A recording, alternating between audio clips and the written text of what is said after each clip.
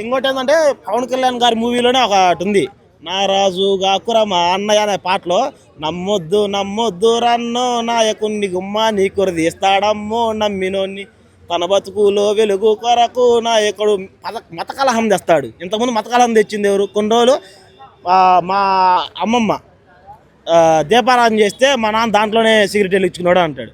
కాసేపు నేను క్రిస్టియన్ అంటాడు, కాసేపు నేను సనాతన ధర్మం అని లేదా మాల వేసుకొని చెప్పులు వేసుకొని తిరుగుతుంటాడు. మనం చూసినాం, ఆయన సినిమాలోనే ఉంది, ఆయనే నిజం చేస్తున్నాడు. అది జగన్ గారు నిన్న పర్యటనలో పర్మిషన్ లేకుండా రోడ్డు మీద వర్షాలు కూడా తరుస్తూ వెళ్ళారు ఫ్యాన్స్ కోసం, ఎట్లా చూడొచ్చు? అంటే ఒక రకంగా మొన్న పవన్ కళ్యాణ్ ఓజీలో తరిచారు, ఇక్కడ జగన్ తరిచారు ఫ్యాన్స్ కోసం. సో అది ఎలా కంపేర్ చేస్తారు? వైరల్ అవుతుంది అని అంటే ఒకటి బ్రో, ఒకటి ఫ్యాన్స్ నాయకుడి కోసం వచ్చారు. నాయకుడు ఏం చేస్తాడు అంటే, నేను సేఫ్గా ఉంటే చాలు, వాళ్ళు ఏమైనా అయిపోని అనుకునే నాయకులు ఉన్నారు. అట్లాంటి టైంలో ఫ్యాన్స్ తడుస్తా మన కోసం వచ్చారు చాలా దూరాల నుంచి, మనం వాళ్ళకి విజిబుల్ అవ్వాలంటే కారులో కూర్చొని మీడియాలు చూపిస్తాయి, ఇంట్లో టీవీల ముందు కూర్చున్న వాళ్ళు కూడా బాగానే చూస్తారు. వచ్చిన వాళ్ళకి ఏం కనపడుతుంది? ఏదో కారు ముందున్న 4-5 చూస్తారు, అందరికీ కనబడుద్దా? సో బయటకు వస్తాడు, చూశారు అందరు ఆయన్ని. అంటే ప్రీవియస్గా ఎట్లా ఉన్నారు, ఇప్పుడు ఎట్లా ఉన్నారు, చేంజ్ అనేది వచ్చింది. ఇంతకుముందు తప్పులు జరిగాయి అబ్బా, ఫస్ట్ టైం వచ్చాడు, తప్పులు జరిగాయి, ఆయనకి తెలియకుండా జరిగాయి. ఎక్కడో మూలనున్న వరకు ఏదైతే పథకాలు ఉన్నాయో, ఏదైతే అభివృద్ధి ఉందో మూలనున్న వరకు తీసుకెళ్ళాడు. కానీ అక్కడ జరిగే అన్యాయాన్ని మటుకు అతను చెవికి చేరనీయకుండా అక్కడే ఆపేశారు అని మేము నమ్ముతున్నాం. దాన్ని మటుకు జగన్ వరకు చేరలేదు. ఇప్పుడు రీసెంట్గా బయటకు వచ్చి చెప్పారు, నా దగ్గరికి అయితే అది చేరలేదు, ఖచ్చితంగా 2029 వరకు కష్టపడండి, నాయకులు కానీ కార్యకర్తలు కానీ ప్రతి ఒక్కరిని పట్టించుకుంటాను. 2029 నుంచి నాయకులు కానీ కార్యకర్తలు కానీ ఎవరైతే ప్రతినిధులను 7 మందిని నిలబెట్టాడు, వాళ్ళ దగ్గర నుంచి కూడా ఇన్ఫర్మేషన్ నేనే డైరెక్ట్గా తీసుకుంటానని చెప్పి హామీ ఇచ్చాడు. సో మెడికల్ కాలేజీలకి జీవో లేవు, అసలు అక్కడ ఏం లేవు అన్నారు. నిన్న జీవో చూపించారు, 204 జీవో. అదే అయ్యన్న పాత్ర అంటే మనం టీడీపీ గురించి చెప్పాల్సింది, సపరేట్గా చెప్పాల్సింది ఏం లేదు. అంటే కొంచెం పవన్ కళ్యాణ్ గురించి చెప్పాలంటే కొంచెం ఆలోచించవచ్చు. ఆయన ఒక విధంగా ప్రజలకి ఇప్పుడు చచ్చిపోయిన రైతులకి అంటే కోట్ల డబ్బులు పంచిచ్చాడు, అన్నీ చేశాడు. ఇప్పుడు ఎందుకు చేయట్లేదు అంటే పైనుంచి వచ్చే ప్రెషరు. ఏమైనా పనులు చేయాలనుకో ముందు చంద్రబాబు నాయుడిని కానీ చూడాలి. వీళ్ళిద్దరు ఏమైనా పని చేయాలనుకో పైకెట్ట అమిత్ షా గారిని కానీ లేకుంటే మోడీని గారిని చూడాలి. వీళ్ళంతా సొంతగా ఏమీ డెసిషన్స్ తీసుకోలేరు. First one.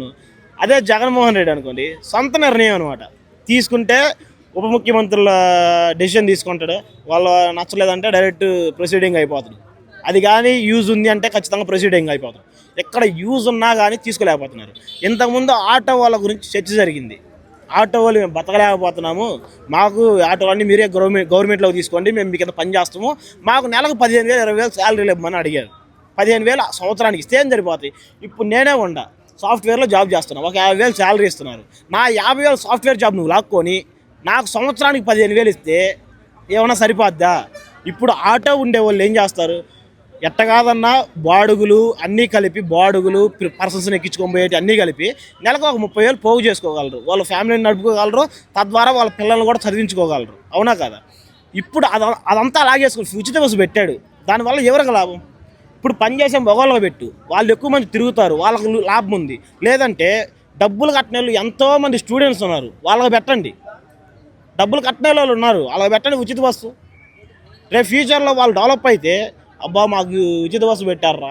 ఇప్పుడు జగన్ పనికిరాని పథకాలు ఇచ్చాడు, శ్రీలంక చేశారన్నారు, అంతకు మించి ఇస్తున్నారు పథకాలు, మరి ఏం కాదా? ఇప్పుడు అవదు, ఇప్పుడు సింగపూర్ అవుద్ది. సింగపూర్ ఎట్లా అవుద్దంటే ఫస్ట్ నీళ్ళు వస్తాయి అమరావతికి, దాని మీద ఒక పడవ ఉంటుంది, ఆ పడవ మీద కడతాడనమాట బిల్డింగులు. ఎట్లా ఉంటుందంటే మనకి అలలు వస్తూ ఉంటాయి, బిల్డింగులు ఊగుతూ ఉంటాయి, మనుషులు దాంట్లో డ్యాన్స్ చేయొచ్చు. అంటే ఇంకా సౌండ్ ఒకటే తక్కువ. తమన్ గారు ఉన్నారు మనకి, తమన్ గారితో మ్యూజిక్ కూడా కొట్టిస్తారు ఆ టైంలో. అదే తమన్ గారితో మ్యూజిక్ కూడా కొట్టిస్తారు, ఇబ్బంది ఏం లేదు. రీసెంట్గా మ్యూజిక్ అప్పుడప్పుడు అంటారు కదా ఏం తాగి కొట్టాడు, ఇప్పుడు ఏం తాగి కొట్టిస్తారు అని అడుగుతున్నారు. అదే తయారు చేస్తున్నారు కదా, వాళ్ళకంటూ స్పెషల్గా తయారు చేస్తారు, కుటీర పరిశ్రమల్లో తయారు చేస్తారనమాట. అవి చేసినవి వాళ్ళకే సరిపోతాయి. రీసెంట్గా ఇంకోటి ఏంది, తమన్ మ్యూజికల్ నైట్ అని చెప్పని పెట్టేసి ఒక 50 కోట్లు పెట్టి 11 రెడ్డి అని నవ్వుకున్నారు. దాని గురించి వీళ్ళేం మాట్లాడరు. ఒకటి చెప్తున్నా, ఇంతకుముందు ఆడుదాం ఆంధ్ర అని పెట్టారు, 100 కోట్లతో ఆడుదాం ఆంధ్ర అని పెట్టారు. దాని గురించి కూటమి ప్రభుత్వం ఎన్ని ప్రెస్ మీట్లు పెట్టిందో, దాని గురించి ఎన్ని ఇది చేసిందో కూటమి నేతలకే తెలియాలి. తర్వాత ఇప్పుడు వీళ్ళేం చేస్తున్నారు 300 కోట్లు యోగాంధ్ర అని పెట్టారు. దానివల్ల ఎవరికి లాభం? ఏమన్నా అంటే గిన్నీస్ బుక్ రికార్డులు అంటాడు. గిన్నీస్ బుక్ రికార్డులు ఎవరికి కావాలి? మాకు ఆరోగ్యం కావాలి, రోజు పెట్టు. రోజు నీకు ఆడ దమ్ముంటే రోజు 300 కోట్లు పెట్టు, మా ఆరోగ్యాలు బాగుపడతాయి. లేదు, డ్రోన్ షోలు ఎగరేసాడు. ఇవన్నీ వేస్ట్ ఖర్చులు కాదా? రీసెంట్గా రామోజీరావు చనిపోయారు, 50 కోట్లతో ఆయనకి ఒక సభ పెట్టి అవును ఆయనతో నీకు యూజ్ ఉంది, నీ పార్టీలో ఫండ్ తీసిపెట్టు, లేదంటే నీ సొంత ఫండ్ తీసిపెట్టు. నువ్వు బాగానే సంపాదించున్నావు కదా, నీ సొంత ఫండ్ తీసిపెట్టు, లేదంటే నీ నాయకులకి తీసిపెట్టు. మా గవర్నమెంట్ సొమ్ము ఎందుకు పెడుతున్నావు? ఇంతకుముందు 100 కోట్లు గవర్నమెంట్ సొమ్ము తీసి ఆడుదాం ఆంధ్ర అని ప్రజలకే పెట్టింది, స్టూడెంట్స్కే పెట్టింది. దాని మీదే మీరు పడి ఏడుస్తున్నారు. ఇప్పుడు దగ్గర 400 కోట్లు మీరు మ్యూజికల్ నైట్కి కానీ, లేదంటే రామోజీరావుకి గారికి కానీ, లేదంటే ఒక యోగాంధ్రాకి కానీ, లేదంటే ఒక డ్రోన్ షోకి కానీ దగ్గర 500 కోట్లు. డబ్బులు లేవంట. 3 హెలికాప్టర్లు కొన్నారు. మరి మేము ఎంత రిచ్? రేపు మాకు పిల్లని ఇవ్వాలంటే హెలికాప్టర్ చూసే పిల్లనిస్తారు మాకు.